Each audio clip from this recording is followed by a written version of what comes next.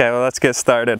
So today we're here at Ocean Grace Farms, and we're going to do this. Basically, it's a private class of nutrient cycling according to KNF philosophy, and then we're also going to be walking the field and answering specific questions about recognizing types of trees and what phase they're in, and how to apply compost teas specific for the phases.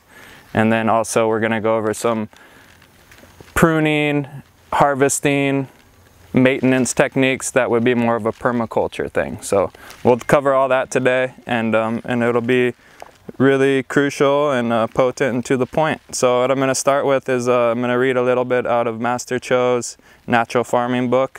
This is the KNF concept and recipe book. But I just wanted to share this with you guys today. The cooperative spirit as a starting point for natural farming. Believing in each other is a starting point. Even the relationship amongst humans, animals, and plants should not be based on exploitation and threat, disregarding the order of nature, but should be coexistence and co-prosperity based on the cooperative spirit of nature. If you are bothered with flies, let the maggots be scarce. And if weeding out is troublesome, the way to solve the problem is to keep the weeds from growing. We should focus our intention on wrongness of our own self, who made the environment where the weeds can grow and provides the places where the maggots like to settle. When these errors and mistrusts are accumulated, farmers suffer. When weeds are competing with each other for survival, unexpectedly some stability comes, and the weeds may not grow anymore. Grasses not only give pain, sometimes it can give assistance. As principle in farming, our chickens or pigs themselves, they should do their own share of work, but humans rob them of their roles. If we do love nature and think about the future of our descendants, we cannot let it go this way, not only for our homeland where you and I live, but also to keep farm villages that produce food for our lives. We should gather our forces following the order of nature. So he's talking about cooperation with nature, non-exploitation, instead of having the abundance mentality of you providing for nature and nature providing for you, mimicking natural cycles instead of creating monocropped farms where we try to be the boss or the god of the farm and dictate what happens. Instead, we create environments and let nature and God and the creation, the unseen forces and seen forces dictate what happens on our farm instead of us as so-called farmers. So cool. Yeah, I just wanted to make sure that we're in the natural farming spirit before we dive into this. Any questions so far? No? Okay, cool. So we're going to go over nutrient cycling. KNF Nutrient.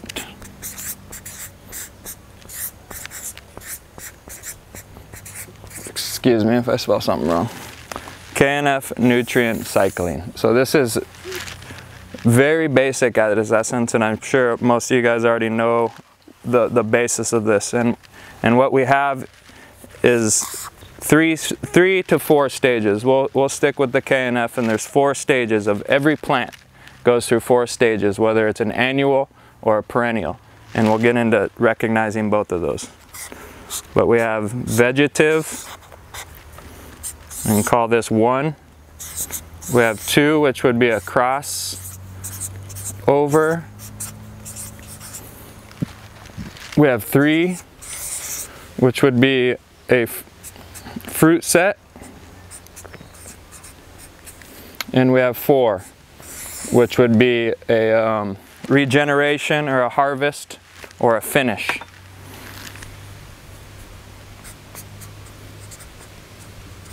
Okay, so veg, we got a brand new seedling in the ground and it veges up, right?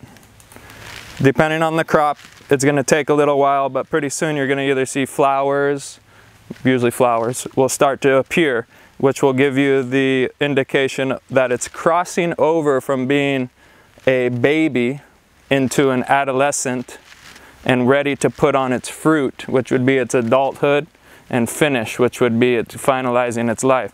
So I'm going to give you some other terminology we could use here, just so we can clarify exactly what we're talking about. We could call this the baby. We could call this the teenager. We call this the adult. And we could call this the elder. Or regenerating. Back to this.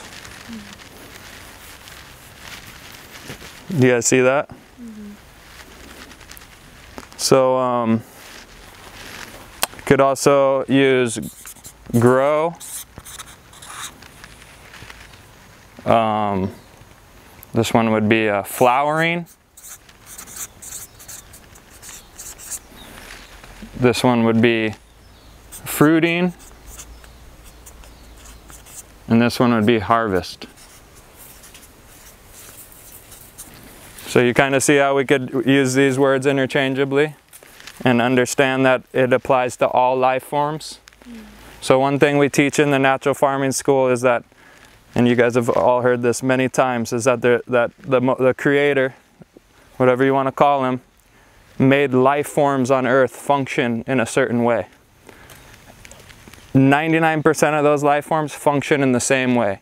They have to eat, sleep, drink, reproduce, go to the bathroom. Yeah, I think that covers it.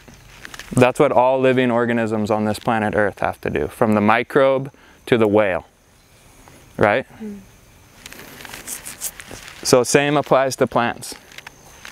They all reproduce, they all go shishi, they all, you know, eat, sleep, drink. So the plants are doing these same things. So when we compare it to human beings, it should help the mind understand where our plants are at. Now, Master Cho really gets deep into comparing it to the human being. So we'll break that down a little bit here. So if we in this stage here, stage number 1, we had a baby, right? I'll just draw a quick little baby. So he's a baby, right? And what do babies usually do? So you can almost see the complete cycle just in the cycle of a baby. So a baby, when he comes out, he had to come out of his mother's womb, so he's nice and small, right? But quickly, the baby does what? He bulks. He starts to bulk with what appears to be fat, and is fat, because that's what the baby needs in order to grow into his next phase.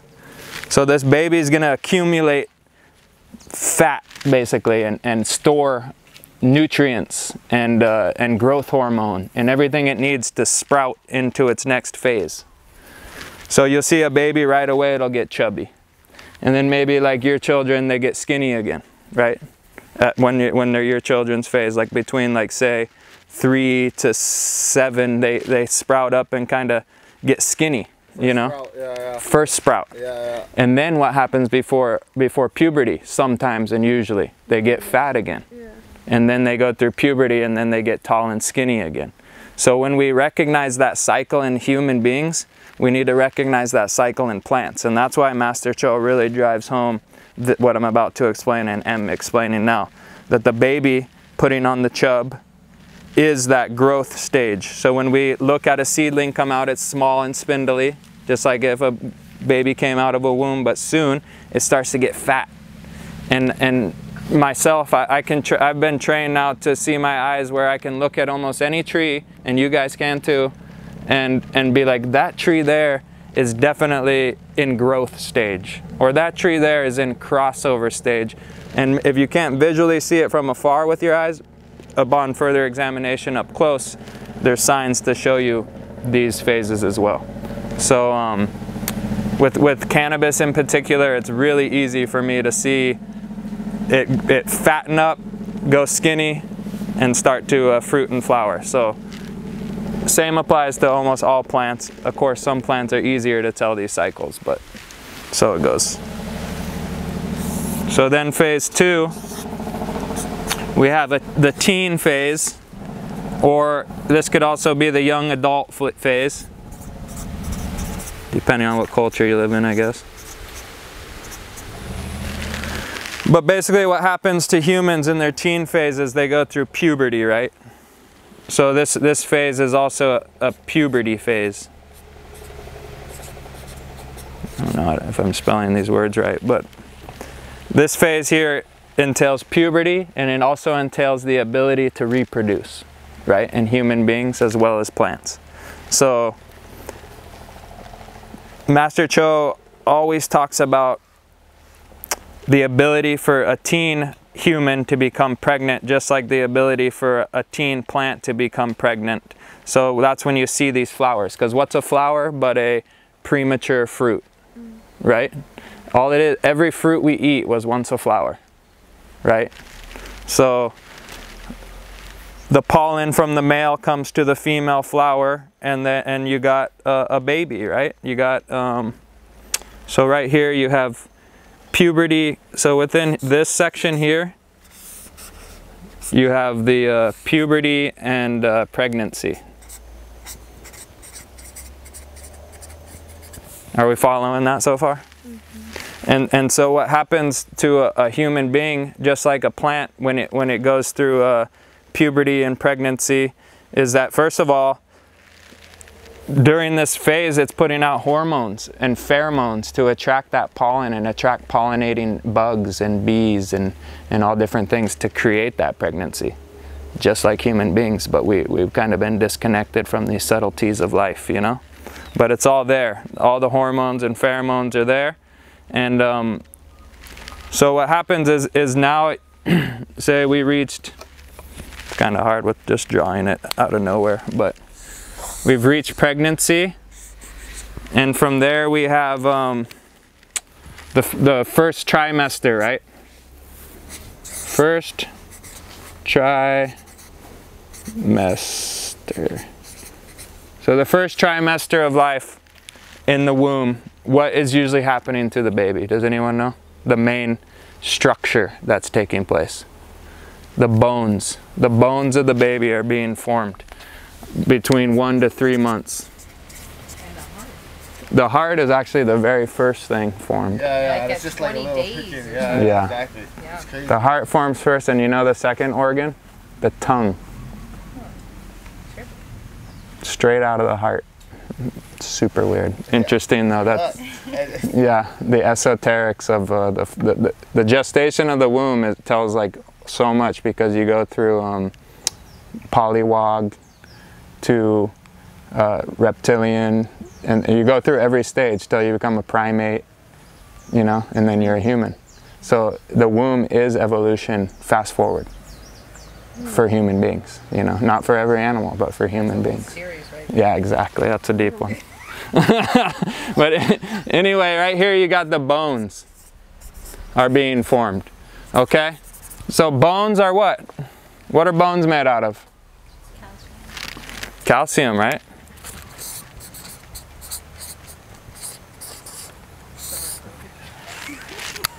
What are you laughing at? I said star for County. Yeah, oh, there you go. Yep. Calcium. Remind you of any KNF nutrient? WCA. WCA. And then there's W. Yep. Exactly. So so anyway, we got this pregnancy happening, right?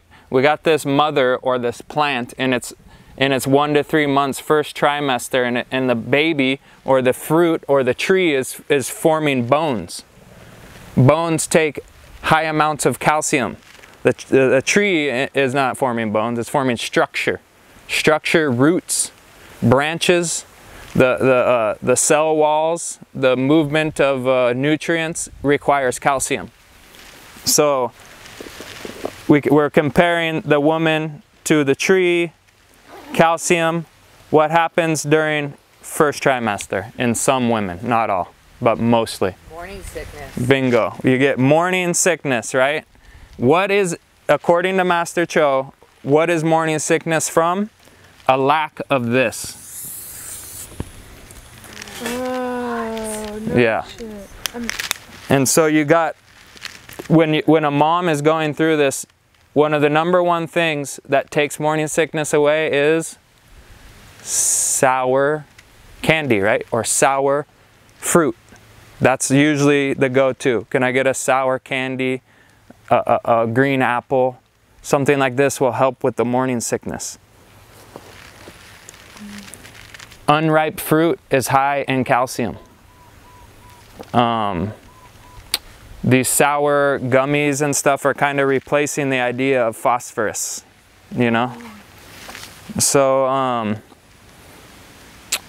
a mother that's high on calcium and phosphorus during that first 1 to 3 weeks will most likely not feel morning sickness. What? Yeah, and if they take a calcium supplement when they know they first got pregnant, they should not feel morning sickness either. If they nip it early when they first know they're pregnant and increase their calcium and phosphorus stores. The great thing about KNF, these are water soluble, human grade, drinkable supplements. You don't got to buy anything from the store. You just make your WCA and WCP, put it in your water, strengthen up the baby, strengthen up your bones. Is a calcium phosphorus ratio important? Yeah, so the proportions like you would feed your plants are the same you would drink. So 1 to 500, 1 to 1,000. Yeah. So just a teaspoon per gallon of water. And then Animals too.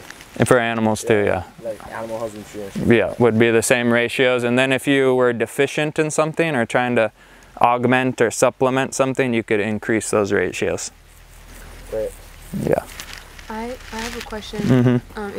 If it's too off topic, let me know. But for the WCAP, they say only land animals. Mm-hmm. Would there be a short answer or explanation as to like why only land animals? Yeah. So Master Cho says first fish bones are good. Mm-hmm. He said if you can actually use fish bones, that's actually #1, and then all land ungulates would be #2. So cow, goat, pig.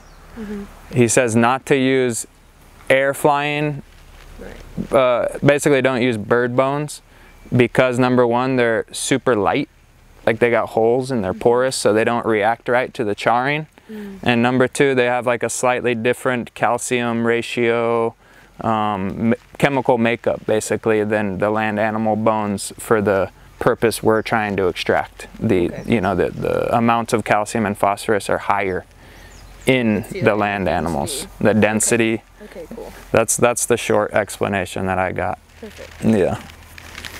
Yep. So just to finish off this nutrient cycling idea, which is really a basic idea, and really if you've done farming or growing of any specific crops in particular, you've paid attention to this to some level, you know. Adult, so now we actually got some fruit set, some actual fruit setting on, you know.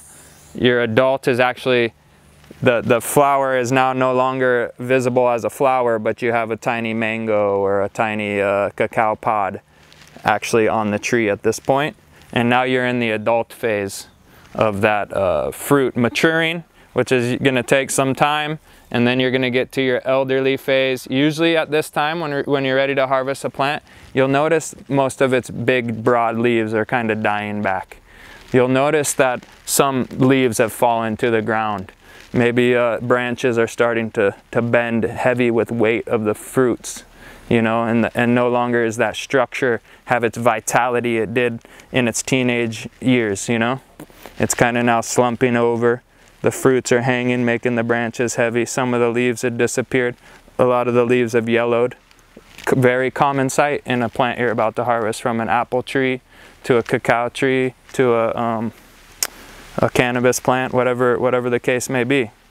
And you can kind of start recognizing it transitioning from its adult phase of growing that fruit and really making it strong and powerful to its elderly phase of it's telling you, come on, come pick me, this is getting too much of a burden on my system. Come harvest this, or I'm just going to drop it all on the ground and start over. And so that's what happens. And then you'll start noticing on a perennial tree, like a avocado or something that's perennial, that's going to keep going year after year in its own accord, you'll see it start this cycle over again. It'll lose its leaves, the leaves will fall, and then the leaves will rise back up, and you'll have a flush of green come on again, like some of the like some of these cacao that you see them flushing with this new growth. And it is interesting, the cacao tree in particular, we'll talk about that in the field, you'll see it flushing with new growth, but at the same time you see pods on it. And that's where you know, Ocean Grace Farms is what's going on. How come I'm noticing fresh growth as well as pods on the tree? How come I have whole mature pods and brand new baby flowers? You know, and yeah. So those are legitimate questions, and to get straight to the point, every plant, although similar and fits into this, you're gonna have to adapt this to the individual plant according to how it does its thing, how it reproduces, how it lives. Another thing you have to keep in mind, not for cacao in Hawaii, but for a European plant in Hawaii, is that the cycles aren't going to be the same as this plant's used to going through a winter and a spring and a fall. Where over here you have those and they're recognizable to a certain extent, but that plant through its genetic DNA over time doesn't recognize that, so it might have to adapt to this new climate, and it won't react the same as you thought it did in Wisconsin or in California. But over here, the plant might grow, but it might not fit those same nutrient cycling timing that it did in the mainland. So those are all things you got to keep in mind too. When growing food in Hawaii, it's a whole different game. You can buy a seed packet from the store, organic seeds of change, really high grade seeds, and you read the back and it says, sow in late spring, sow in early fall. Does that make any sense to us in Hawaii? No, those are because the frost is coming, or because this is a springtime vegetable.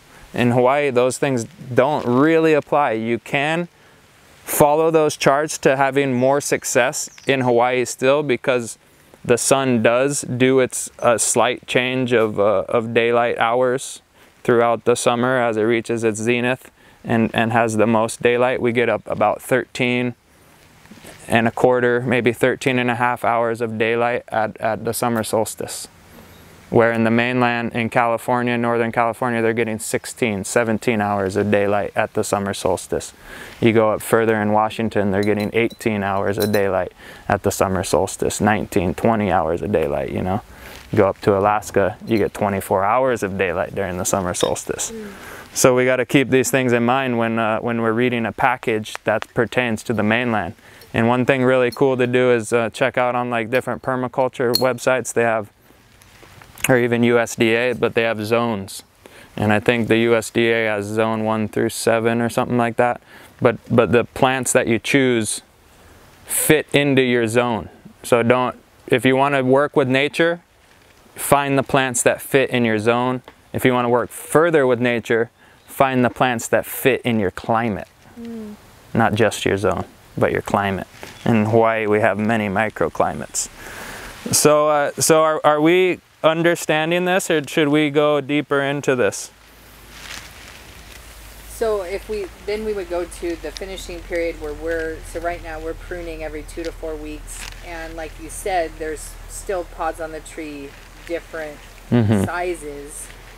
So in that case, after a prune in that 2-week period, would we do a veg brew? That would be a good idea, especially after you've pruned stuff back, to then signal the plant to grow. Okay. So using your KNFTs, so now we can get into KNFTs, because we can, with the Ts, so with the KNFTs,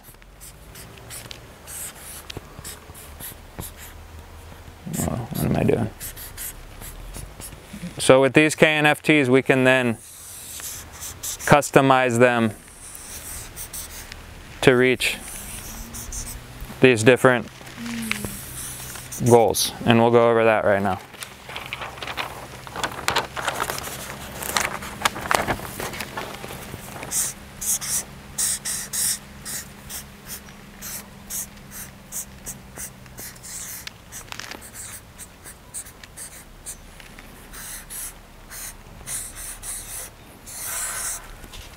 Okay, so KNFTs, otherwise known as liquid indigenous microorganism, LIMO. Okay, so in the KNF we have the 9 core nutrients, right?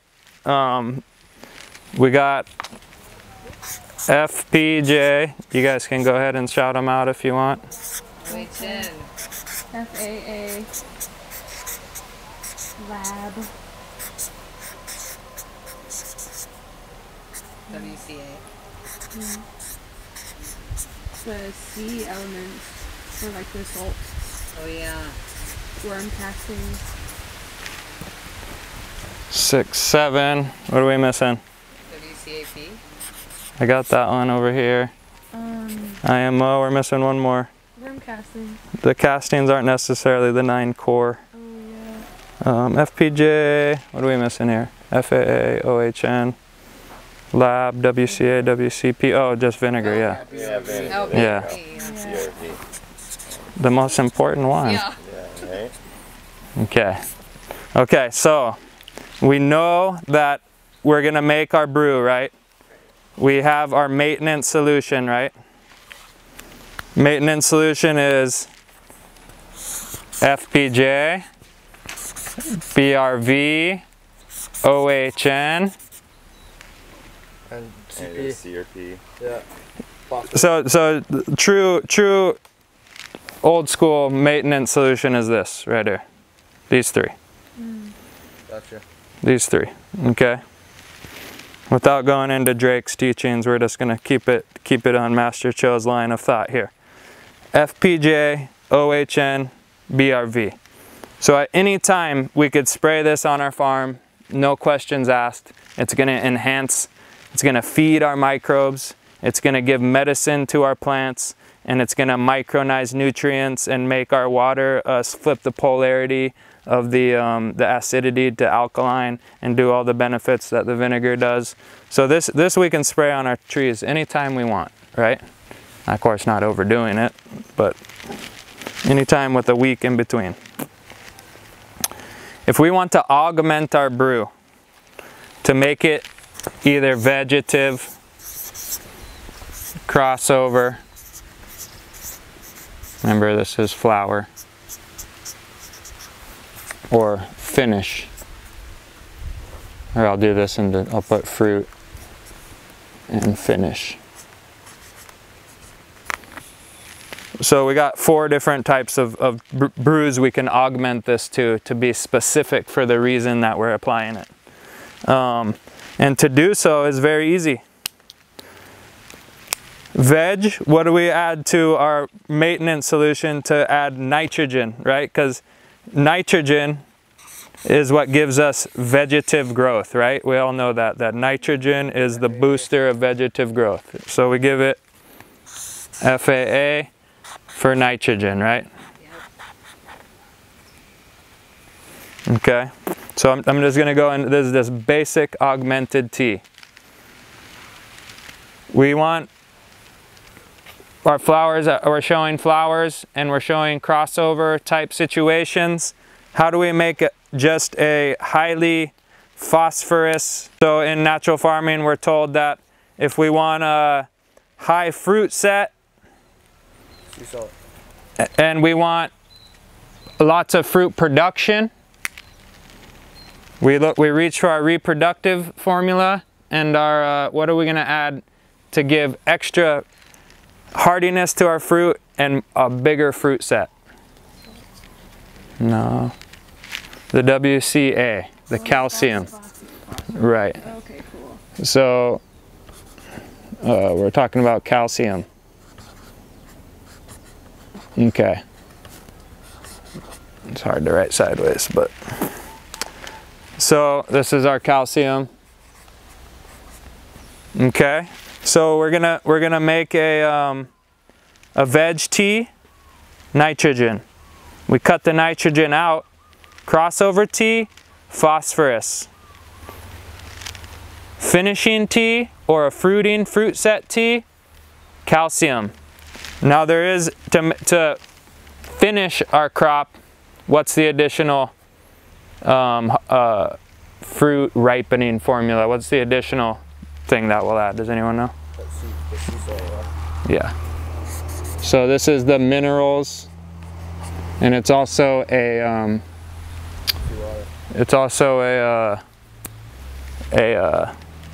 what's the word I'm looking for? The word I'm looking for is it's like toughens stressor. So it's a minor stressor. And what does minor positive stress do to a plant and finish? Ups the sugar. Yep. So the sugar is going to go out to help protect the fruit, and sugar is produced when we spray sea salt on the soil and on the plant towards the end. Now if you study Master Cho's feed chart, or Drake's, sea salt is also used in soil foundation. So when you're setting up a plant and you're lacking minerals in your soil and you want to set them up for success, sea salt goes in there. So it can go into a soil foundation when you're first starting some seedlings or some teenagers and putting them in the ground. You can add minerals at that point. You can also add minerals anytime you feel that your farm is lacking mineral. Can you add the sea salt to SEC? Or would you need to keep them separately? The seed soak solution? Yeah, like if I'm soaking the seeds, would I then add the salt there too? No, you just keep that recipe how it is.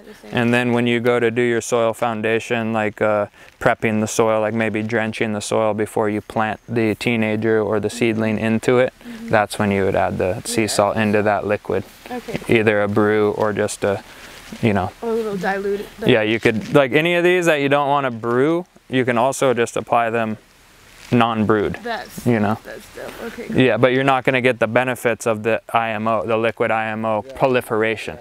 That's the whole point of brewing, that you're boosting it from a billion to 200 billion count of microbes, you know, before you spray it on your land. But any of these formulas can be made without brewing too, and sprayed or root drenched into your farm. Say you didn't have, you just need to get it done and you didn't have that 24-hour to 48-hour window to brew, you still can get it done just by mixing this on site and applying it. And this may sound silly, but when you say root drench, that's just watering.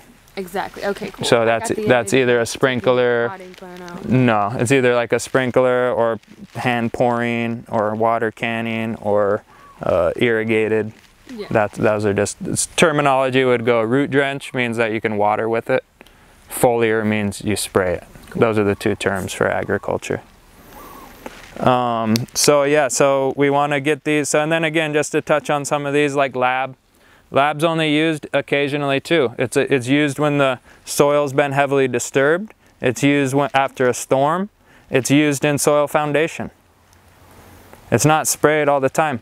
If you have powdery mildew or you have an issue that needs the attention of the medical professionals called lactic acid bacteria, then you can call them in for that purpose. But lab doesn't really go into every single tea and everything like that. Overabundance of lab, it'll start eating things that you don't want to get eaten, you know. So one other thing that Master Cho said and that Amanda touched on before we had this class is one of the key things to KNF is right dose, right nutrient, right time. Right dose, right nutrient, right time. So in Hawaii, now just to kind of leave Master Cho's realm and come into my realm of experiencing KNF in Hawaii, right? So in Hawaii, we already discussed, we don't have all these seasons, right?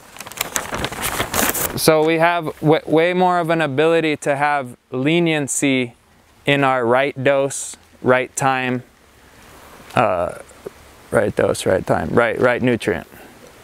We have more leniency in Hawaii, right? Because if you're in California and everything's in vegetative state and you start dosing it with CPA, WCP and CA, and you start giving it all kind of phosphorus and calcium, well, the plant might go into like premature flowering because you're signaling it to flower, giving it nutrients to flower, and it might just actually read the clock of the earth and the nutrients and go, hey man, something's telling me to flower, even though it's 2 months too early or a month too early, you know? So those kind of things really matter a lot when you're dealing with seasons and the cycles of seasons. Here in Hawaii, again, we have more leniency. We have more plants always in different cycles. Just like on Ocean Grace Farms, they have multiple varieties of plants, and we never get really a winter where everything dies. We never really get these very plain to see seasons where we see things go through cycles. So now as farmers, we need to readjust our mind from you know, from this idea of veg crossover fruit to realize that different plants are going to be in different stages at different times. Where in the mainland, you're mostly, during those long days, everything's mostly in veg. 90% of the crops you see are all vegetating. Where here, even in the you know, the beginning of spring, you might have banana racks already coming on. You know, there's no telling that everything's going to be in veg for you. You know. It's all about the fruit seasons here. Yep, but you do exactly. Avocado, lychee. Right. You don't go by summer. Mm-hmm. That's way more of an indicator in a tropical realm of what's fruiting, what's available, and then subtleties of dry and wet seasons is about the most we get. Yeah. Even though this year's been wet. Even though this last year we had just straight through, never went dry. But if you guys can feel that over this last week, I feel we've started dipping into a dry season, which would actually be right on time because winter's around the corner, and usually winter's dry in Hawaii. And it snows on the mountain, but it's dry down here. You know, it's that desert winter type of feeling, you know, we're dry but cold. Summertime we get tropical, wet, warm, humid weather, you know. So as Hawaiians, as people in Hawaii, we need to realize where we are. When we read these books, like Master Cho's book, and he's talking about all this stuff for Masanobu Fukuoka, and he's talking about planting rice and daikon and wheat in succession, a winter rye. Sometimes it just goes right over your head because you have no vision to apply it to. What I'm trying to show you guys is that we need to keep that in mind when we read these books, is that you're reading this but you're applying it to the tropic, subtropical climate of Hawaii. Okay? So that's where you'll get the variation out here in the field of things finishing, things flowering, things growing. And then to get straight to your question though, of what do we do to solve that? So what do we do to solve that situation of many things are always in flowering, fruiting, and adult. And you only got so much time and labor, right? Okay, so keeping in mind what I just said, that slight variations of right time, right dose, right nutrient applied in Hawaii won't hurt your farm at all. So say the majority of the cacao's in one stage, we need to make the tea for that. If the majority of the plant that we're specifically trying to grow on this farm, being that cacao is your cash crop or your target crop, we're gonna go with those guys as our chief plants in our field, right? And we're gonna because we only have so much time and labor, we're gonna use them as our indicators first off. And so that will be determined on what brew we use. Okay? Prioritizing. Yeah. And then say the FAA, like say that it's you are paying attention to the cycles of the earth and it is springtime. Well, now keep those in mind too for the right teas to use, you know, because in spring most things should be new and vegetating, you know. So that can also be an indicator of what tea should I make today. And if there's nothing showing you that it needs nitrogen, it doesn't need nitrogen. So real quick, back to Hawaii. Hawaii has high amounts of nitrogen in the air. Nitrogen is in the air and it gets fixed into the soil by bacteria, by soil fixing mycorrhizae and microbials that fix nitrogen into the soil. Some plants help aid in that, like you know, legumes and even like these kind of jacarandas and ice cream bean, monkey pod. They're nitrogen fixing trees and plants in themselves. So they're contributing to your farm by signaling nitrogen to come in from their antennas, bringing it down in the soil and distributing it through the earth. So Hawaii has an abundance of nitrogen. Any tropical climate, any rainy climate usually has nitrogen. So we're not lacking nitrogen. Any decaying plant is giving off nitrogen. Any grass you just cut is giving nitrogen to the microbes in the soil. So we're not lacking nitrogen. FAA is about the least of our concern. You know, now we can kind of use FAA more strategically, like on a compost pile to activate it, you know. But FAA, don't get me wrong, FAA is very valuable. It's like liquid gold. It's like fuel, right? Drake calls it fuel. It's like adding fire to your farm. Like, so if you feel your farm's kind of yellowing, and you know, you can always hit it with some nitrogen, you know what I mean? Even ignoring the cycle of the plants, just that you need more nitrogen, you feel. Do you ever do soil testing? Personally, I don't do soil testing. I would say soil testing could come into play, especially if you had an issue that your other weapons or arsenal wasn't already fixing, and you're like, what is going on? Maybe I will like jump into the scientific world of like analyzing everything to the minute level and really figure out, do I really need like 10 pounds of calcium per square cubic foot to actually have producing food on this farm? And in Hawaii, I doubt it, but in the mainland, maybe, depending on how that soil was used and, you know, the runoff over the years, if it was an old growth forest that's been, you know, or if it was a prairie, you know, all these things matter. But here in Hawaii, a soil analysis is pretty null and void because, first of all, we don't really have soil. Very little. Maybe up north you got real actual soil. Maybe some pockets in Hilo, some pockets down south, but in this brand new land here, your soil is basically 90% organic matter. Because the soil is sand, silt, clay, and organic matter. Sand, silt, clay.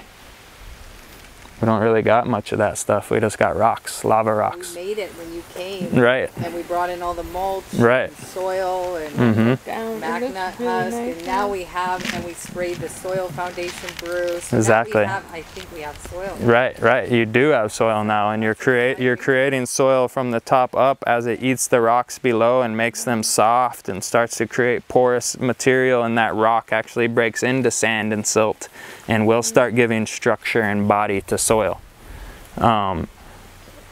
Organic, see, they just in scientific terms, organic matter is not soil. Oh, I see. So that's what I mean by there is no soil. So my question would be, like, since we are at Ocean Grace going through like what's the dominant, what takes priority as far as spray, and you mentioned earlier that sometimes you can bring plants into an early puberty or something. When I spray, I also spray like the nursery, and I also spray like the babies who are up on Citrus Hill, but they're not in this main area and they're not in the majority. Do you think that affects them in a negative way?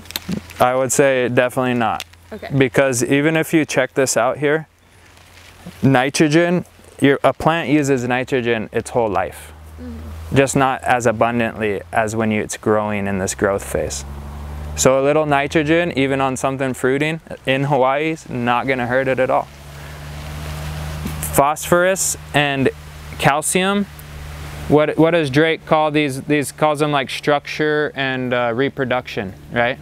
So structure, actually in a seedling or something establishing roots, it uses a lot of phosphorus and calcium.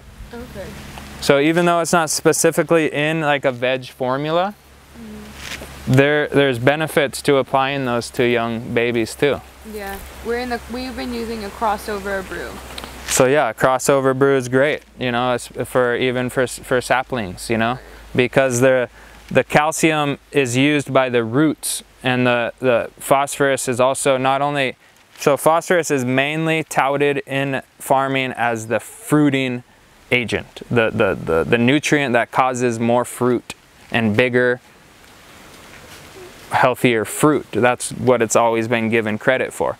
But the secondary use of phosphorus is for structure, for the roots to develop and dig down and be really strong and firm, and for your branches to come up with strength and have structure to them, you know. So that's why the bones of the cow gives the bones of it gives the cow its structure. So when we apply those bones to our farm, we're signaling the same idea.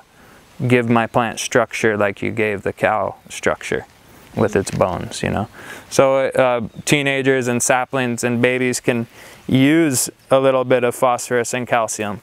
Now it doesn't need it as abundantly as a fruiting plant or a reproducing plant, but it can definitely use it, and it won't hurt it, especially in Hawaii, especially that we're in this tropical, like not so definitive, no, now you're fruiting and you're not going back to veg, you know. Right. Where in Hawaii, it's like there's all this leeway kind of going on.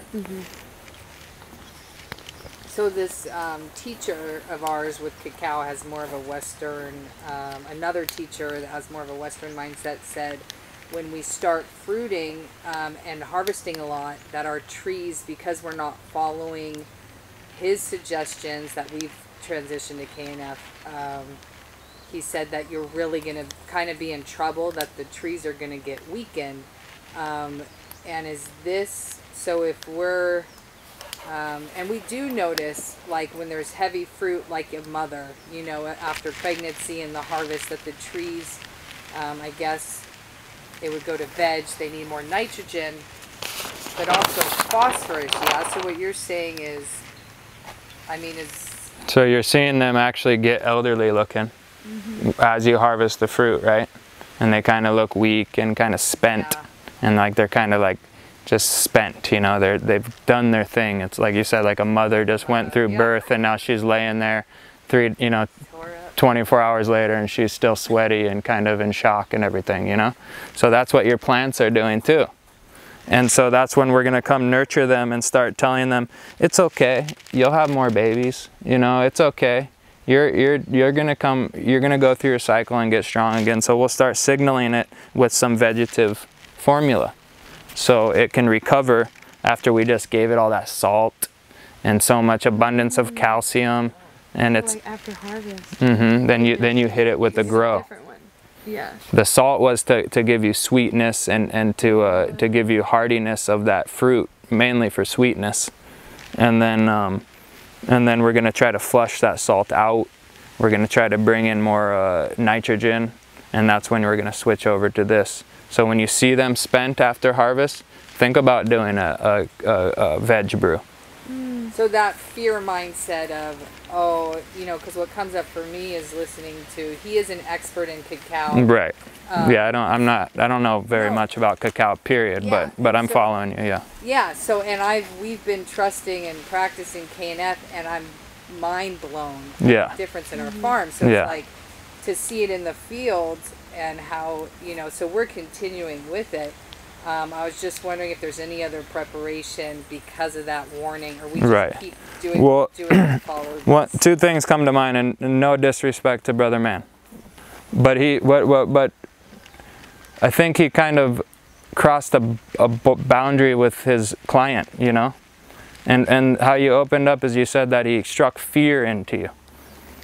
Well, that was my response. Just But that's the, like, I'm not, like I said, I'm not taking anything away from him, but Yeah.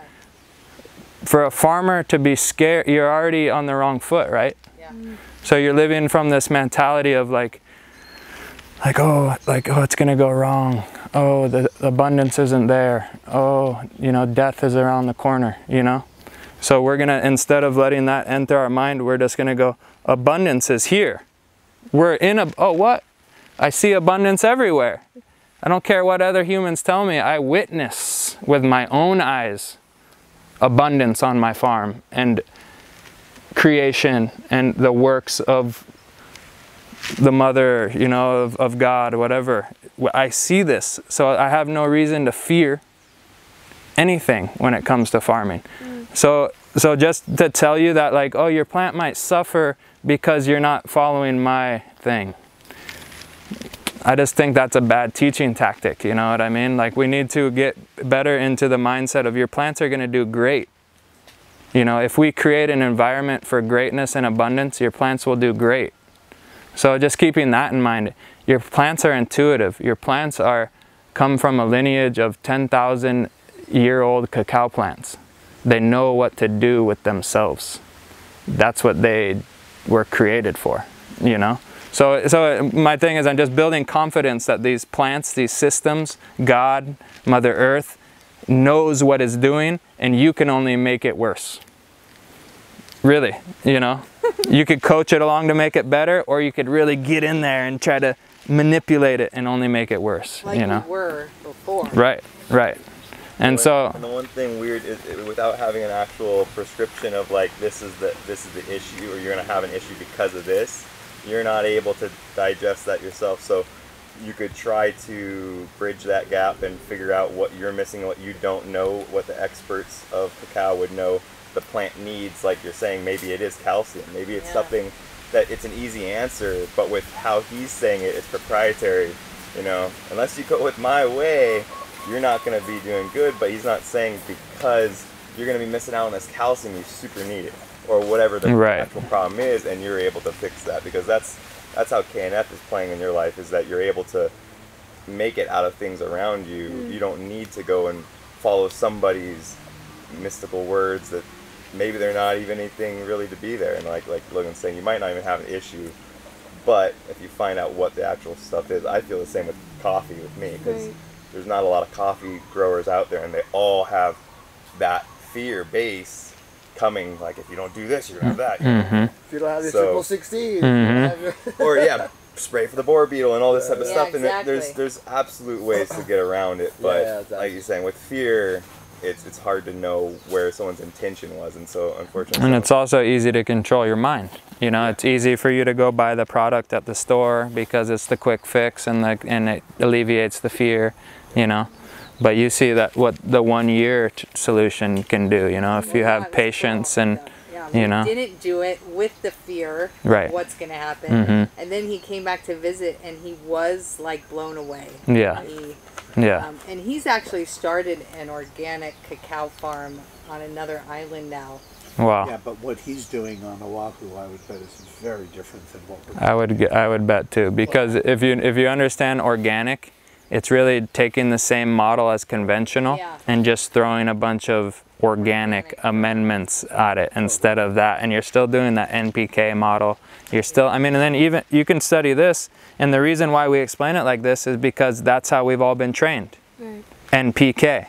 So for me to explain this, I have to break it down like that, because it makes sense to all of us, right? It's relatable too. It's relatable. It unfixes the, I mean, excuse my French, but you know, the mind fucking that we've been having for you know, right. 30, right, and whatsoever. Right, is, you know? right. So this is like a bridge.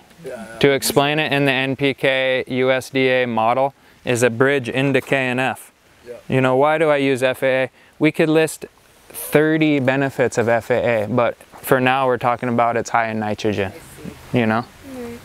And I've noticed simplicity. Yeah, I noticed it's not as like, I think for me it's been like a learning curve in the sense of like working with an orchard, which hearing you talk about coffee it's really refreshing.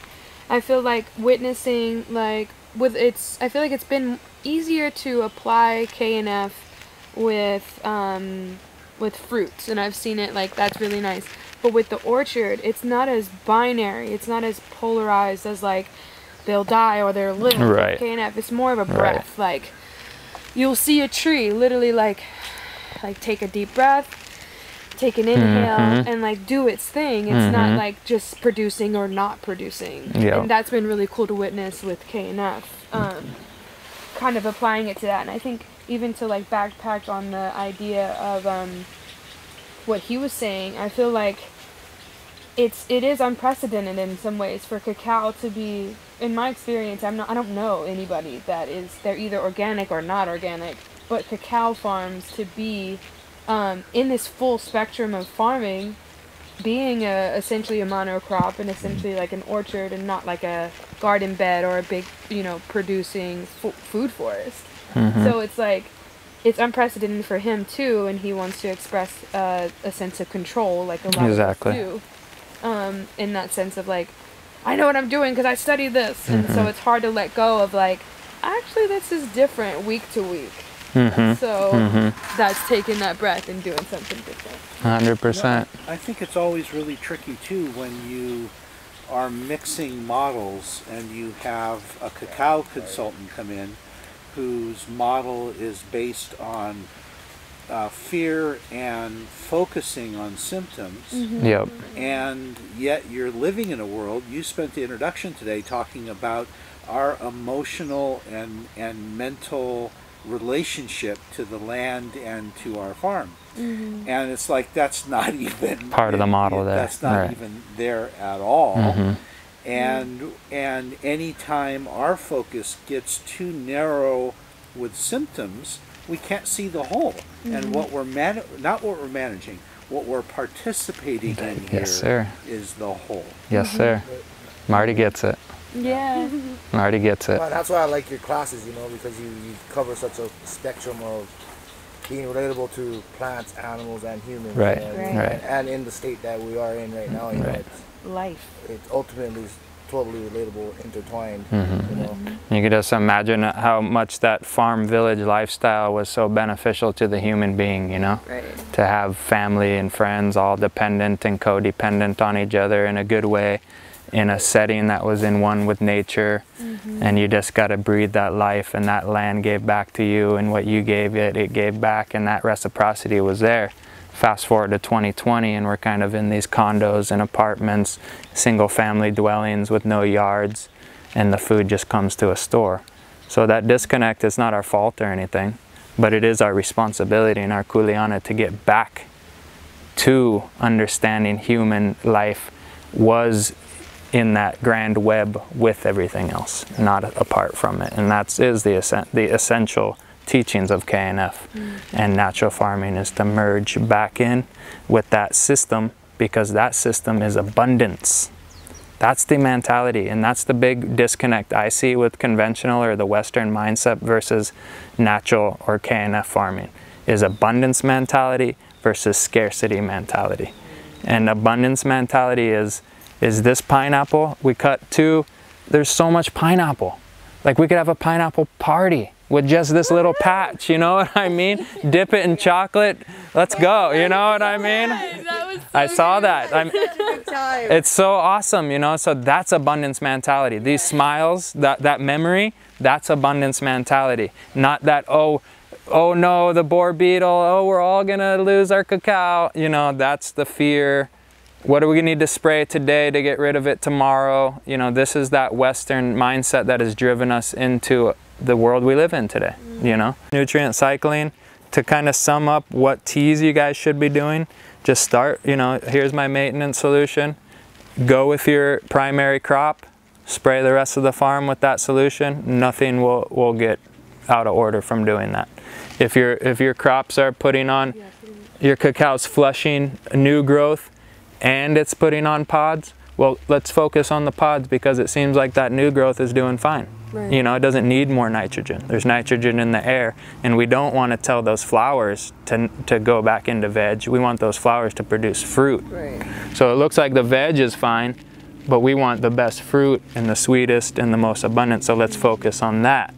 you know? So that's where I would go when just examining here.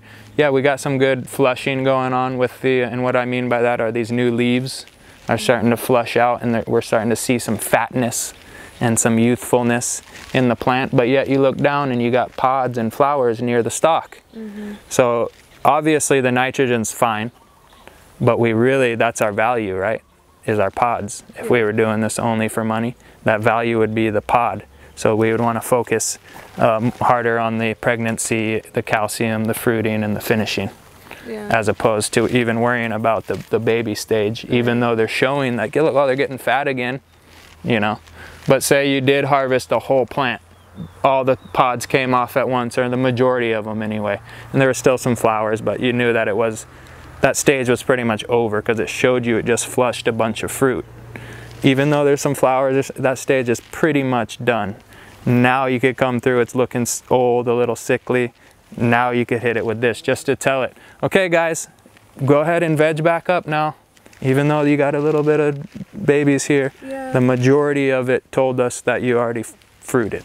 You know? I think that's the only thing I would change. Like, we've been doing a brew a week, but doing like just doing the crossover. I think the only thing I would change is like after harvest and after that day, the week after that, we would do a veg. That'd be a great idea. Like, everything kind of stays the same. But when you're harvesting every 2 weeks, it's kind of, I guess you would alternate. You would alternate Veg.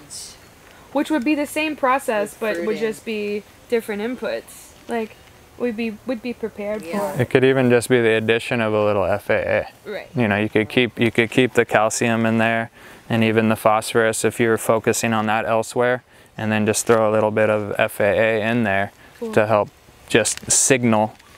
Go ahead and flush out again with new leaves. Go ahead and start over, you know, and just try to signal the plant. So in Hawaii, we're more signaling with our teas. In the mainland, you're really dictating what's going to happen with that plant because they react so much to what you're giving it. Here, you're kind of more, there's a lot of leniency, like I talked about already. Oh, good.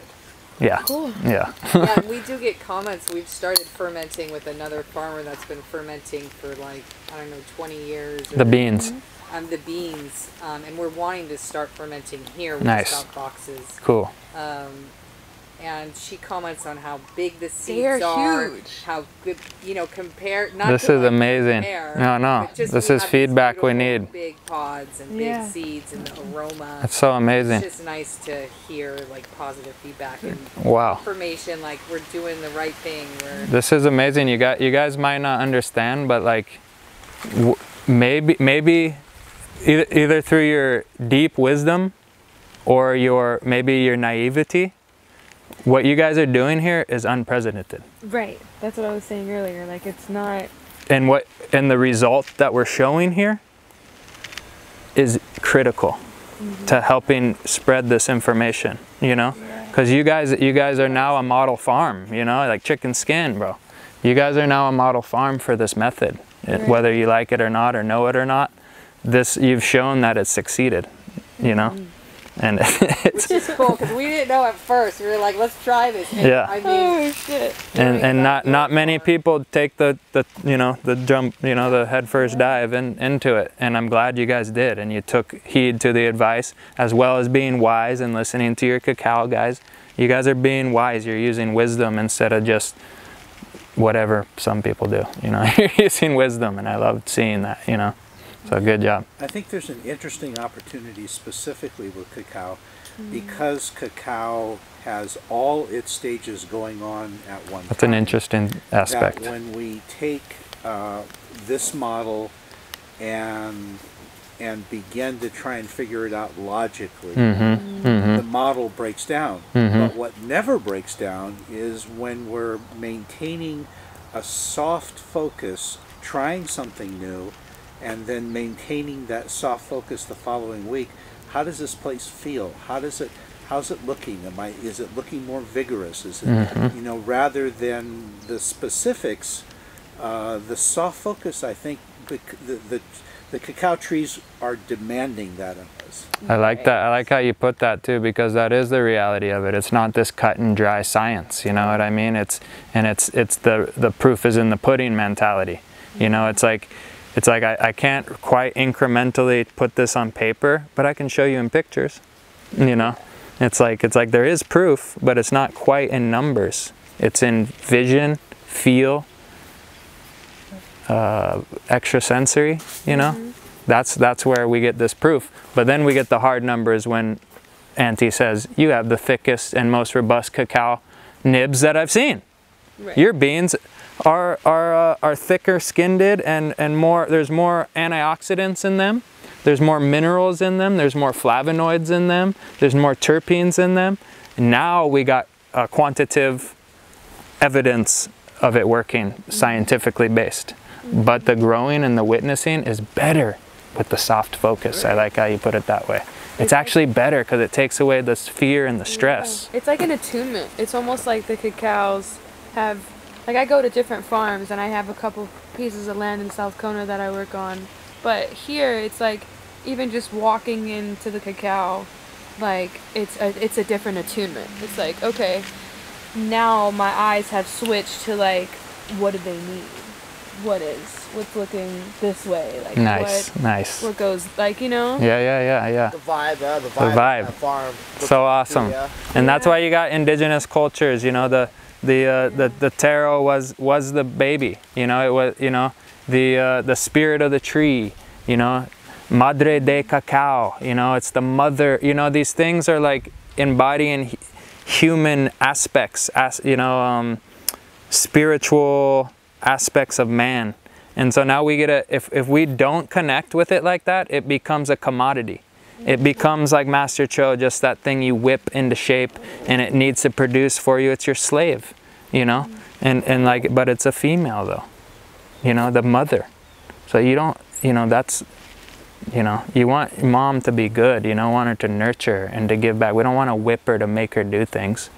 You know, you're going to exhaust her and she's going to not produce at some point, you know?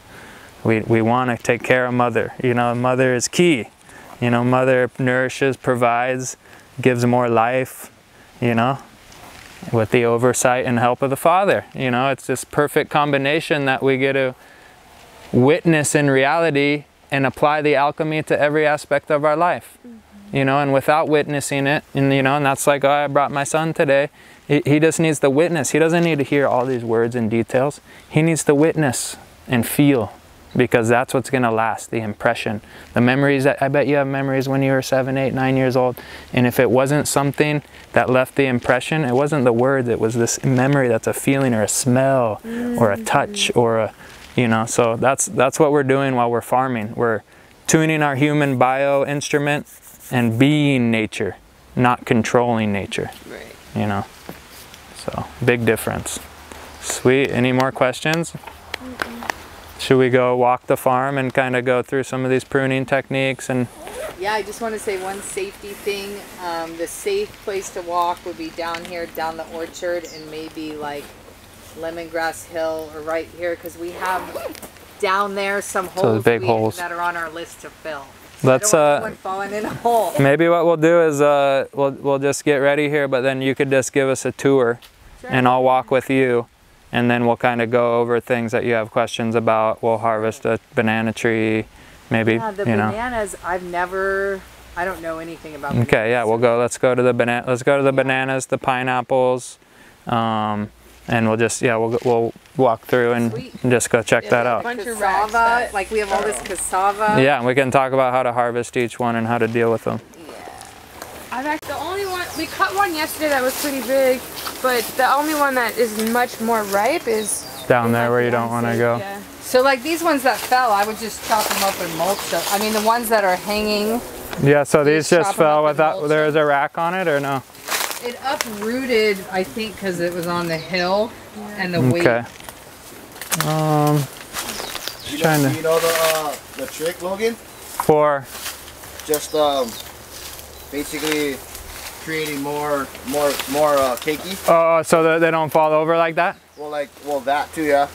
So what I was actually taught is you just cut from the bottom and you just flip it upside down, and you plant it upside down. That way, all those little babies that are actually on the root ball they don't have to go like this anymore. They just can go like this. Whoa, Yeah, that's super cool. Interesting. That's like the little That's a secret. South Kona secret. Yeah. John Balloon actually showed me that. Oh, Nice. Yeah. Yeah, I mean, in particular, like this one was on that hillside too, and the more these get established, the more these will be rooted in there too. You know, Right. like a lot of the varieties on my land, you know, you'll be able to loosen them up pretty easy, but then once they're there for a couple years, like it's hard to get these keikis out and the bigger ones out and stuff. But what's cool about that is now you can transfer these around your farm too. So you got about 3 or 4, you know, Banana sites that are transplantable bananas. Well, what we've been doing, I've just been chopping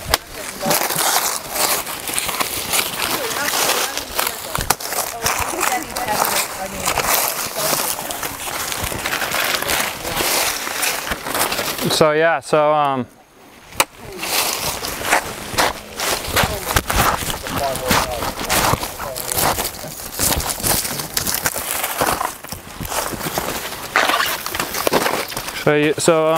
having this much green, I'm just showing you what you can do with the possibilities with this much green waste.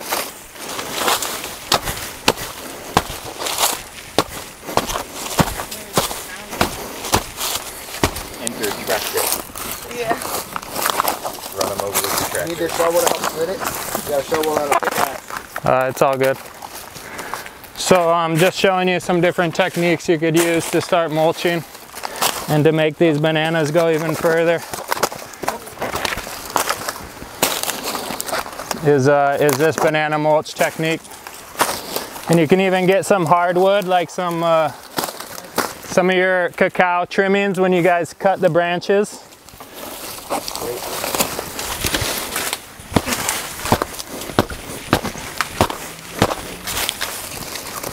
Yeah, so I've been, because of the growing so much, I've just been using babies as mulch even. Yeah, I mean you can, this is definitely more of a labor intensive way. I'm just kind of showing you the possibilities.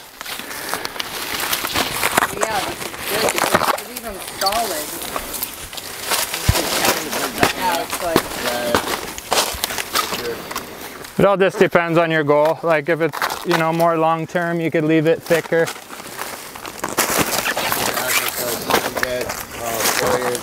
Yep, exactly. Edges of garden beds. Yeah, like you're making garden bed borders. Because they'll actually, those banana stuff will then put into soil after a certain amount of time, right? Right. So it'll become compost and then feed your garden. You know, be a fungal generator.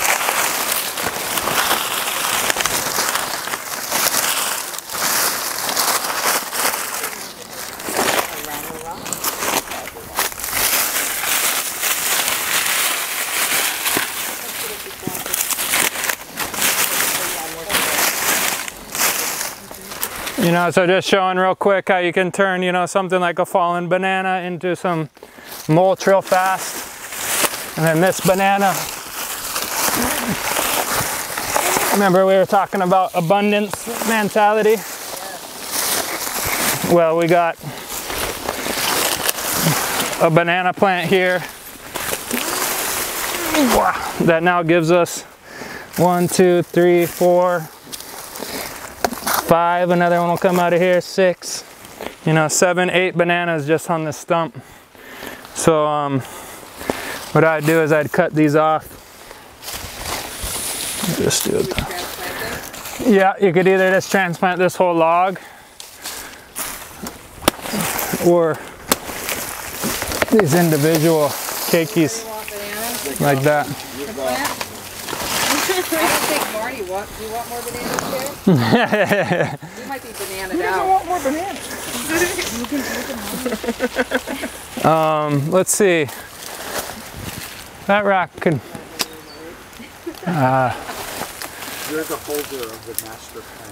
I guess we'll harvest this banana rack just to show the best way to harvest a banana, even though that one's probably a few weeks early. Yeah, and there's this one. Is that?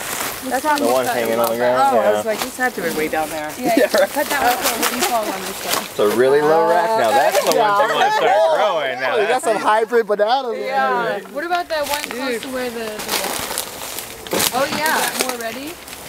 There's one over there. We can walk around and see, because I want to learn how it's ready. Is it when it starts yellowing? Okay, so we'll talk about that too. Okay. So this right here is definitely too early. I actually don't want to chop it down. But you'll see on most bananas, they'll form edges. You see how they almost look like squares? Well, when those squares start to flatten out and to get plump on the edge of the square is one indicator that it's starting to finish.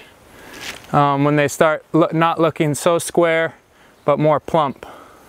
Oh. Another indicator is that these, you see the flowering tips of the bananas? Those should all fall off and go away the closer it gets to harvesting. That's another indicator. If a banana's already gone to yellow, you definitely want to chop it down. If it's already gone to yellow, you're most likely going to see your fruit crack. The skin of the fruit will crack as it ripens, and that's because you let it ripen too far on the tree. Yeah. The tree was still growing, right? It was still producing. The water was still getting in there, and it actually cracked the skin before you got to it. Right. Not detrimental at all or anything, just not as favorable to bring to market and stuff. And then you see all the they start falling off, and it's a little bit more of a pain in the butt. That and the birds. You'll see the birds get them. Yeah, the birds and the rats. And You don't stuff. like sharing. Yeah. Should we just harvest this just for the sake of showing you the technique? Can we Do you think You want to find a different can I one? just walk around and see if we can find Yeah, let's see if we see another one. Look for the plump one. So these are all baby African kids?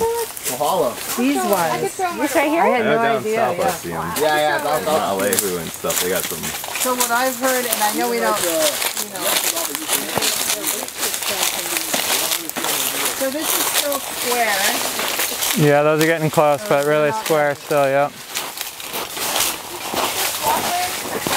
We can just, well, like you were saying, they'll turn on light green, right? Yep, and then That dark green to the light green. definitely. When they're plump. I know that I cut because A lot of the indicators too for tropical fruits is when they go from shiny to what is that word? Dull? Dull. Yeah. From shiny to dull, you know? This is where everybody can stop. So what is that? and then Jean, you just point out the holes to. Yeah, I'll show it to Logan. Stop. Hole is right there. It's a solid path here. So is that Safe. more ready? Yeah, let's take that one Okay. for the sake of the vid. So, okay. I think we could all come over here. There's just a big hole in the middle. There's a hole there. There's like a big hole there. There's another big sink there, but Okay. that's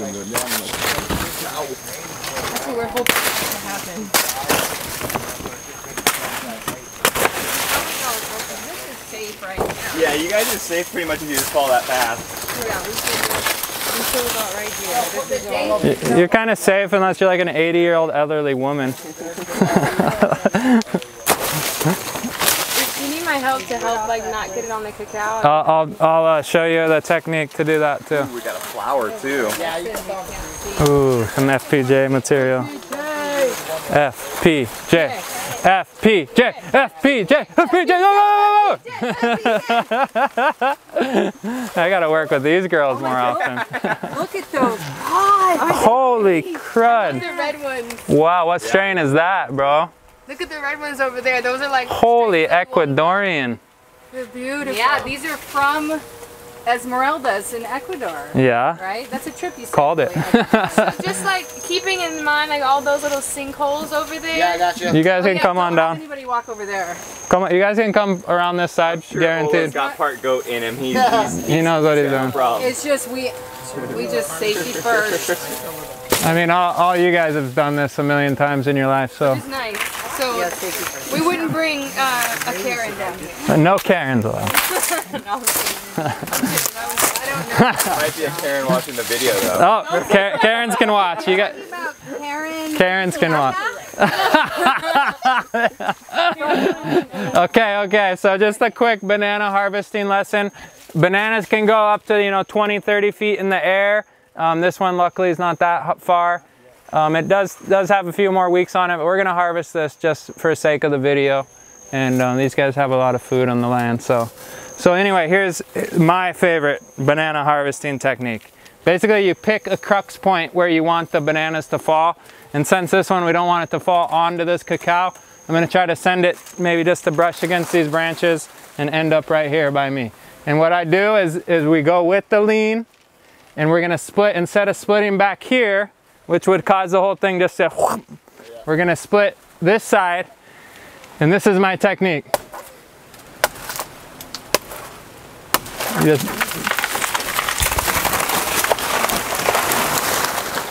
oh, almost got it.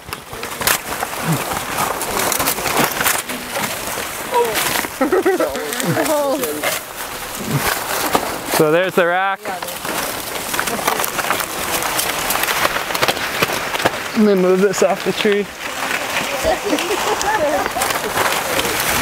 we go. And then we always want to chop it down all the way.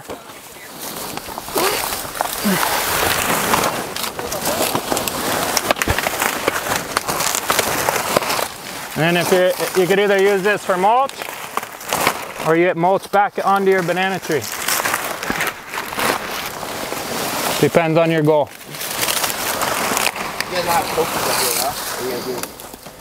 Yeah, there's cookies. Yeah. There's more on the hillside. I do with that machete. But yeah, that's the basis of it. And this, even though a little young, this will still ripen up fine. Oh, well, so it's still a little square, so to be fully ripe. Yeah, so these are definitely young, definitely early. But if we're hungry, we could harvest this, no problem. They'll still turn yellow. It'll take a little longer. They're actually perfect right now for a boiled green banana. So you could you skin these as are, boil them in water, eat them for breakfast. In the Caribbean countries, they live off of this stuff. Patelis, yep, that's how you. Yeah, the masa too. Yep, that's you would shred these up to make patelis. So green banana has high value to them as well. They will ripen though, even though we took these probably 2 weeks early. And you want to hang them in the dark, or no? Not necessarily. Oh, okay. I've heard so many different things about hanging them this way, hanging them that way. It all ends up the same to me. They all ripen. And so hang them anywhere. Yeah. Hang them anywhere, yeah. And then I guess this is the common one, to hang them upside down like that. Oh. Rat nest. Yeah. Oh, is there one in there? Was that a rat nest or a bird's nest? Maybe a bird's nest, but that's all part of the food, the web of life that we're looking for. So I feel like they feel more safe now. The birds are more present now than they were. Yeah. Exactly, because you created so much abundance. Just like third apartment. Oh, It's so the bird's third apartment. so that FPJ. Let me see that. Oh. I'm gonna go to first. So this banana flour is perfect for making FPJ out of as well. Green banana also can make FPJ out of. Ripe banana, rotten banana, or whatever you were. Yeah. So remember the unripe fruit. You could feed the sour mango to a woman with the morning sickness. So yeah, definitely not not a ripe rack, but not too early either. It's good to go. So yeah, so basically just to go over that real quick. It was a little messy on my harvest, but what I'll do is I'll just barely nick it the way that it's already falling. And if you nick it just enough, like at that one I gave it a little too much and it kind of went a little quicker than I'd want. But if you nick it just enough, it kind of just creeps and goes. And you can just kind of catch that tail, let it fall down, chop it when it hits the ground. And at any point when they're getting this tall, would you do a preventative like cutback, or no? You wait till the rack comes and then you do it. You let it just keep going. Yeah, because these varieties are just in them to grow tall, where those dwarf varieties are putting on at shorter height. And that we strategically tried to plant these taller varieties in this lower portion of the cacao field to create shade. Oh. And then the taller ones, we weren't trying to up on the top of the hill we put dwarfs because we didn't necessarily want to block out morning sun per se, but we do want shade, So the dwarves are on the top of the hill, and the tall ones we planted down here below for that strategic purpose. And the reason we planted these to begin with was, number one, the cacao farm was lacking shade. Number two, the cacao farm was lacking habitat. Number three, the family gets to eat abundance of bananas from now till forever. And biodiversity, yeah. Biodiversity, yeah, creating the habitat goes into all that. Yep. Yeah. Logan, if we wanted to take off this yellow leaf because it's encroaching on the cacao tree, Right. would it matter where we cut it? No, usually too, you're gonna want to use like a saw type blade here because they're so fibrous. But really just chopping it is fine. I mean, It doesn't matter where. it doesn't quite matter where, no. And that's great mulch. Really good mulch, yeah. Yeah, so I mean that all could have been chopped right onto this plant right here to mulch, you know, so, you know, we could just start mulching in place with all of our green waste that we just got from harvesting food. And we don't got to bring in any county green waste. And now that your fruit trees are established and coming with abundance, the mulch rivers can be mitigated into green waste rivers from your land, and just some simple weed whipping in between the rows for maintenance. And think about weed whipping too, it's almost like a chop and drop. So when you look at stuff as beneficial instead of just pure labor, you know, weed whipping turns into like an exercise of health for your farm, instead of just like, oh, I hate this labor work, you know. It's like, no, we're chopping and dropping. We're adding nutrients to our farm, you know. So, yeah, yeah, that's the new mantra for the weed whippers. This morning to start your day. I wonder if we can download Yeah. With the wee whipping sound in the back, right? Yeah.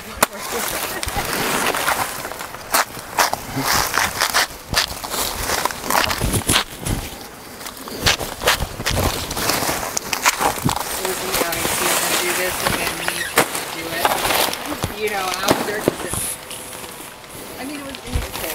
It wasn't as fast. He makes it look easy. Right. Well, like I said, you ain't gonna be too sticky if you try without your first time. There you go. Keep on going. Nice. Keep on going. Yeah, so we could just keep going with that, but you get the picture. Cool. So yeah. Clean up the dead stuff on the trees?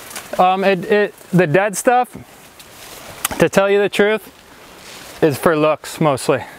So if you love your farm to be more manicured looking and clean, definitely have your guys come through.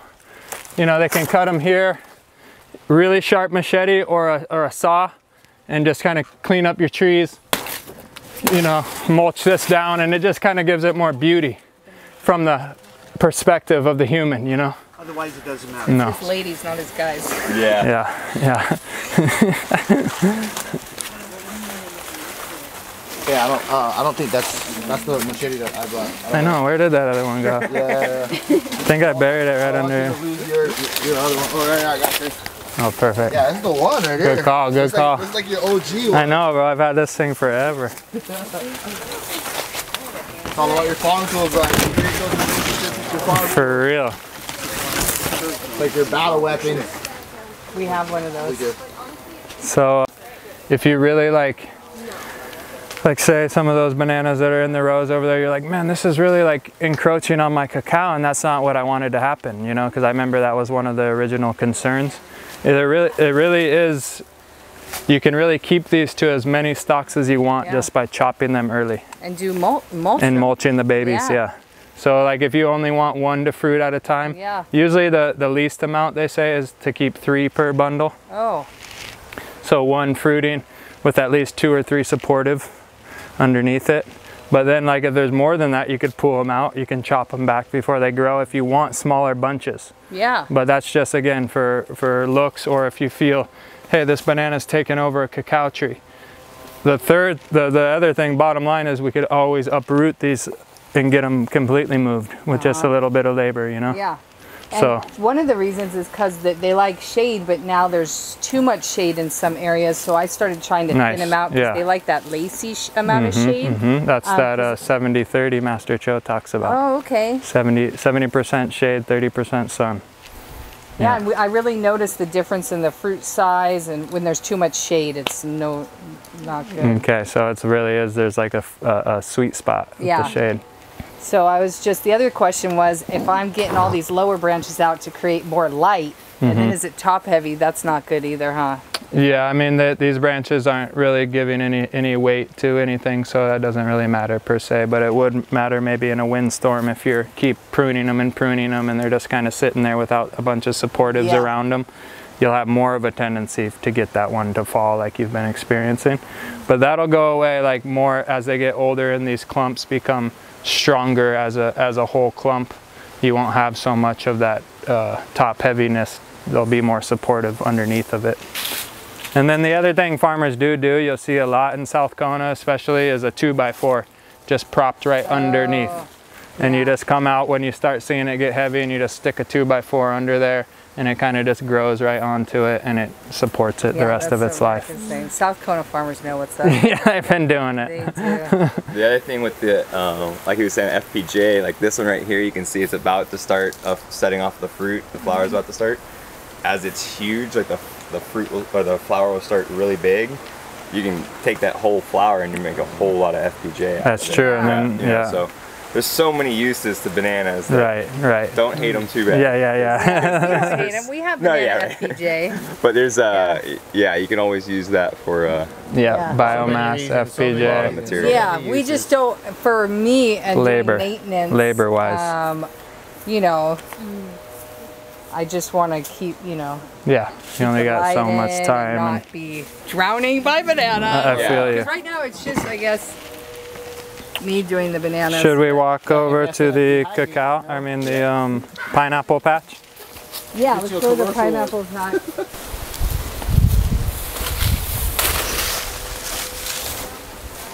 Hey Adonijah, you want to bring me that pickaxe? Not sure where it went. So I think Logan planted this at... Holy smokes! We had a lesson. You want to go for a smaller one? That's a thick one. That's like a tree. You might have let that go a little too long. I mean, yeah, that's why I was like, we need more This one over here might be pretty prime. For the harvest? It's pretty thick, but you see its roots are already kind of out. It's good to know. Yeah. See, this is a root, right? Well, I mean, we could harvest in it. We could harvest either one of them. But let's wait till Adonijah brings me that pick. That was the first one. That was during the... oh, this was the first one ever? You can see like its roots are all out there Which would be cool to edit together like the day you planted it. Wow, look at all that. See, and then, oh, I think it's like thrown across the way. Bro.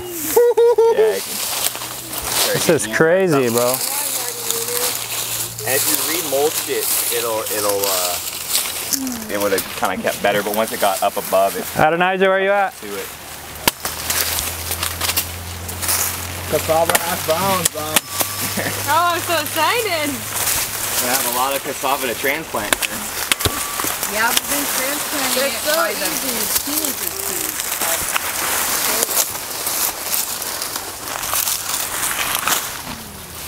Woo.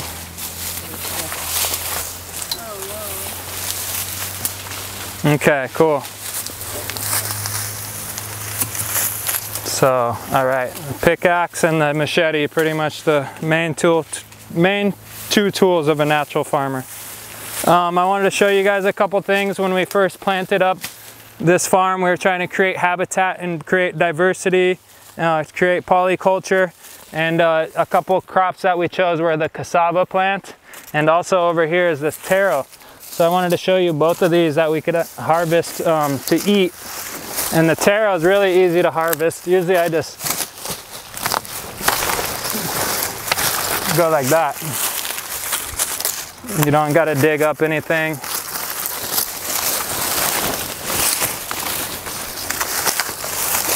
Remember, the taro is a big brother of the Hawaiian people, the land that we're occupying at the moment.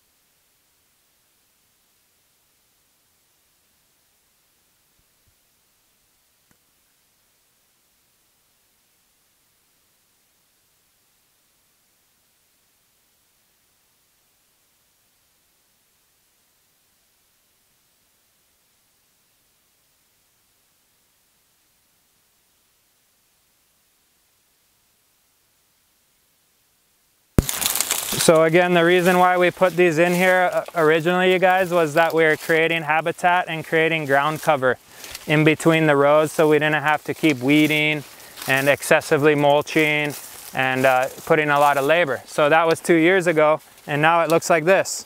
We've succeeded in our endeavors of creating ground cover, creating secondary food sources for the family, and now it's kind of encroaching on the cacao, as we can kind of see here and here and here. So what I would do, especially if I was concerned with it and I had work to do in here, is we're gonna go ahead and take out a few pineapples. And that's super easy to do.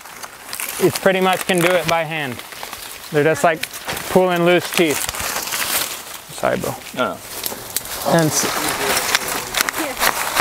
Yeah. even 10 times easier, and that was a bad analogy, but that's what I always think of when I pull them. It's like, Would that mess up, Amanda, would that mess up the shallow roots of the cacao? Well, that is a good point. So there's the tap root of the cacao, and then there's a lot of shallow root. yeah. And I think she has a good point. Yeah.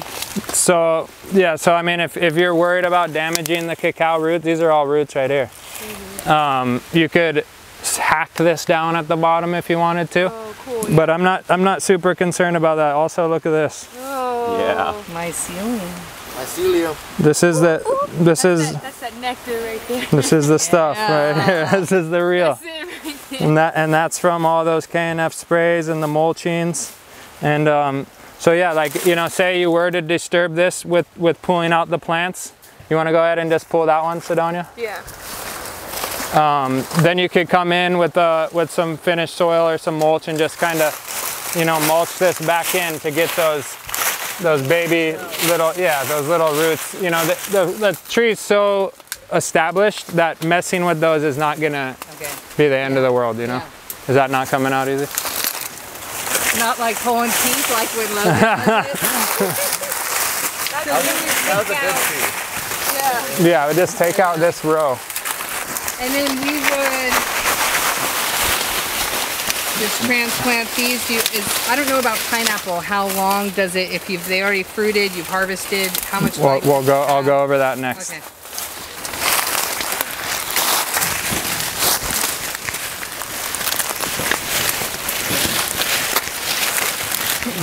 Wow, that side's in there a lot better, huh?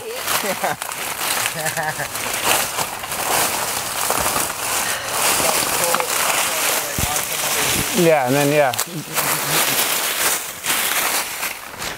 Okay, so just in a matter of about 2 minutes, we've solved our issue, you know? Problem solved. Yeah, and then you could come in here with your saw and kind of, if you really wanted it real pretty, you know, you could. Also, the structure of the tree. I do notice the branches grow differently if they're, you know. If they're all up in there. Yeah. So now you just bring yourself or your labor worker, and you would tell them, remove 3 trees, remove 3 these from each side. Right. And then either if there's enough green waste to mulch in place or brown leaf matter, you just re-mulch over the top of those baby feeder roots to make sure they're not exposed. Mm-hmm. Or you could bring a bucket of compost or a bucket of mulch and just kind of re-establish that mulch right there. Would this be a time to put lab here? That would be a great time to put lab there. Okay, cool. If you had it, yeah. We have. Or add it to your tea that round, We should you do know? a team day where we get a few people to Yeah. I work love on that. it. I love the way this feels. Having so many people. We got to here. make a plan. So, yeah, maybe let's just go right up there and I'll show you about harvesting pineapples too.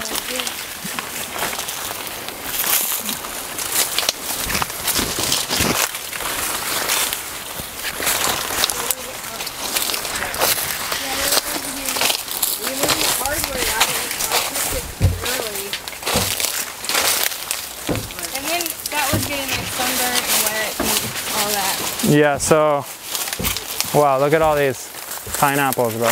You guys. So, okay, so I'm just gonna show you guys these pineapples. Basically, you see here, this one's about ready to harvest. Whenever I harvest them, I like to harvest it from the bottom and kind of click it, you know, kind of break it over. Mm-hmm. That one's a little bit early, but it'll counter ripen just fine.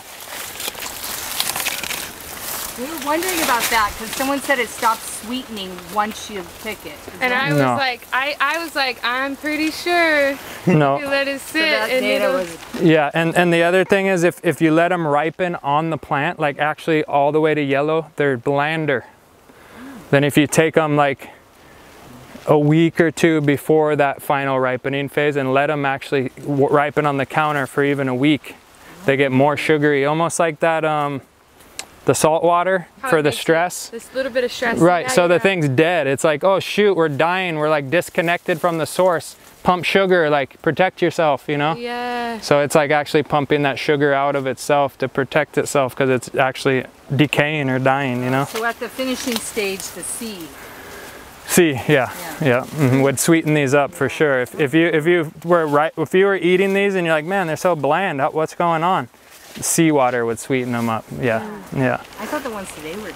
I thought the ones were really good. The Yeah, one you those ones were picked- great, The one yeah. you picked earlier that's on the table, that one's probably gonna be. Yeah, that one smelled good for sure. And then that's another indicator. Just like if it's a little green and you're unsure, you can just go up and take a good whiff of the skin. If it's putting off no scent, don't pick it. If it already has a nice rich scent to it, it's fine to harvest. But here's the point that I want to make, and I know a lot of you guys already know this information, but so we just harvested a pineapple. It came off the middle of this, and we got all these things. They look like babies because that's what they are. And we got 1, 2, 3, 4, 5 babies from one fruit, plus the top of the fruit. 6 babies from one.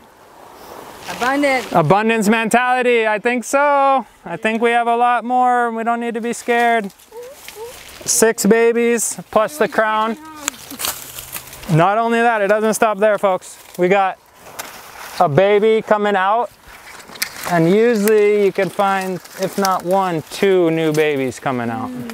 But these ones look like they're putting on 1, like that's a new baby. These would be the ones we harvest. So the next thing you're gonna do with these pineapples, besides thinning them for cacao, is you're gonna collect all these from the ones you harvest. Like this one right here, yeah? This one's like full. Exactly. So I didn't know that. I thought it was baby. no, so those is what you're gonna transplant into the rest of your farm, or those sell for $2 a slip. No way. Yeah. That's cool. So like think about You sold us the slips. Yeah. this is exactly what I sold you. These right here. Yeah. So then you can so again, I'm just trying to show you the abundance that comes just from this little section.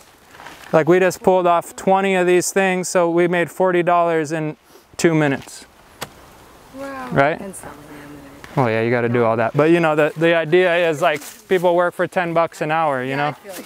We're making 10 bucks a minute on the farm, you know? Of course, you got to translate it into the cash, but yeah, so with these pineapples, you'll let them go about 3 years.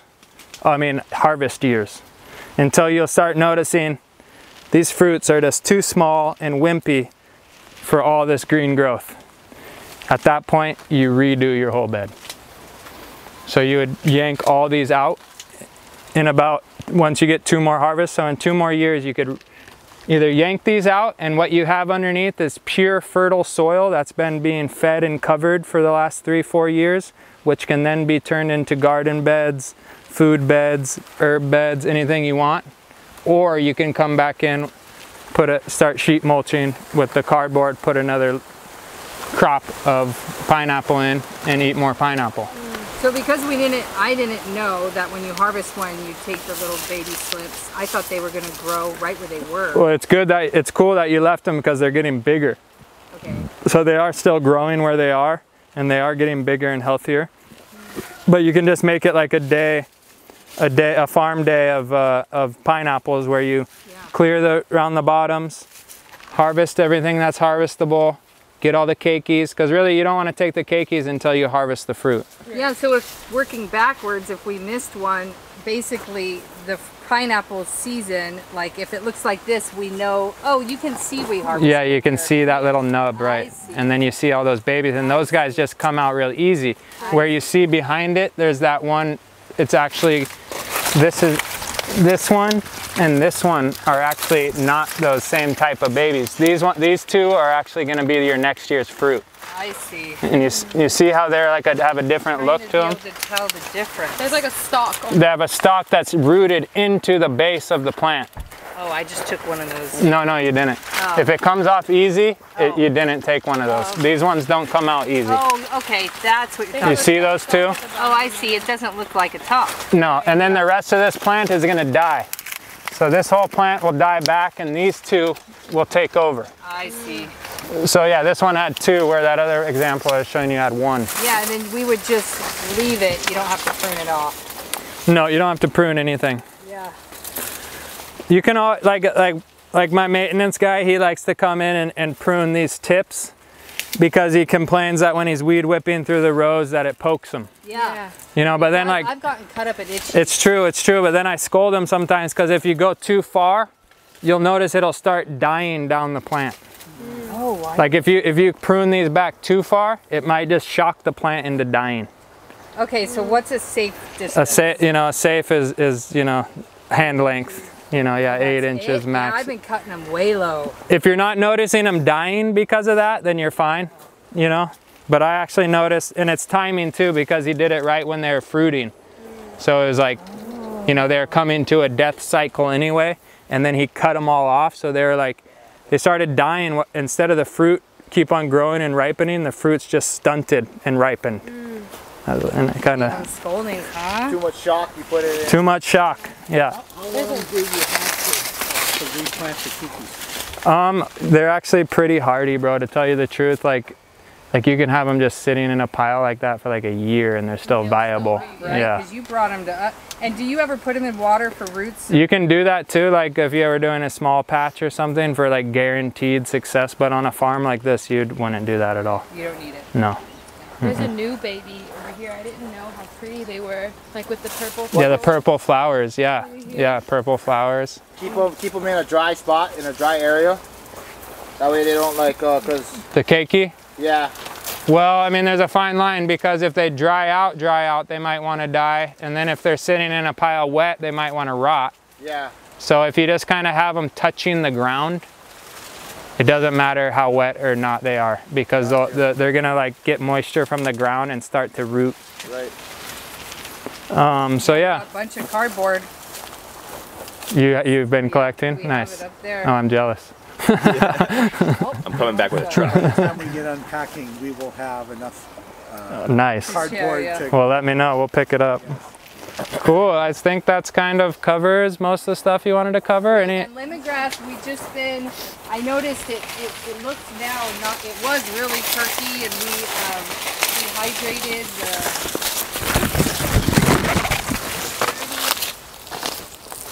but now it looks like it's dying back. Yeah.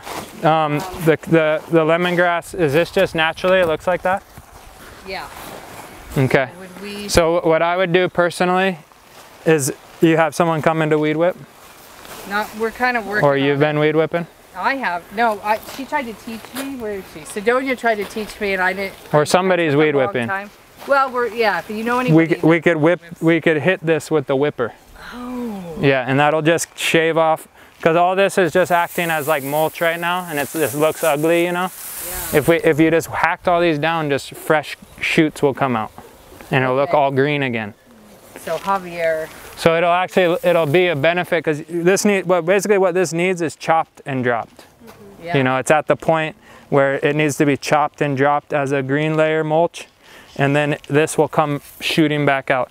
So whoever is weed whipping this, you just come up And instead of and you hit that. I was using like a saw and a machete. Yeah, I mean you could do that, but it would take so long. Yeah. The one thing I would suggest, I know Noah and I have been playing with it, is we got an electric hedger. Battery operated. Battery operate, and you could do No gas. someone else in, and it'll then chop the whole. Perfect. The whole. That's a great idea. If it just starts getting so small. Yeah, yeah, yeah. Kind of like you said, it's like there's a balance between doing too much, too little, and fast enough. Great idea. With that, you just And that's the one with the two handles. No, it has that blade that goes like. You can make it into And so it's a hedger. Yeah. You can get those type if you have a weed eater that has the combine. Or whatever. Sometimes it's better to get. On a brand or anything or any. I'll say it off video. Okay. Not sponsored. Not sponsored. Yeah. But yeah, and then even like the tops of these cassavas. Oh yeah, he has one. Yeah. Like even when they're hedging this, they could even just hedge those cassava, and a bunch of. Is it called a pole saw? No. No, pole saw is more like for reaching up in a tree. Yeah. Oh yeah. Yeah. So that's a hedger. So yeah, all this can get chopped and dropped. All your old cassava, just chop it at the base. It'll all sprout up So again. it's time. It's time.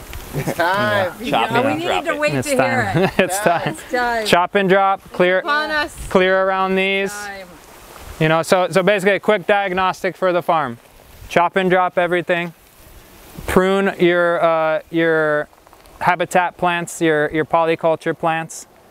Harvest your habitat plants, your polyculture plants. Reestablish your habitat plants, your polyculture plants. Okay. So that's the diagnosis for the farm. Chop and drop. You're at the end of the cycle, basically. Yeah. Yeah. Then cycle again. Yeah. As an overall farm, you are. Yeah. Yeah. farm has a lot of elders. A lot of elders hanging out. Yeah, you were listening. Point for Marty. They're ready to regenerate. Shed their old skin and be a new Sweet. phoenix rising. There you go. Okay. Yeah, that would be it. That's the diagnosis for sure. Just keep up with your KNF maintenance. Yeah. Respect. All right, cool.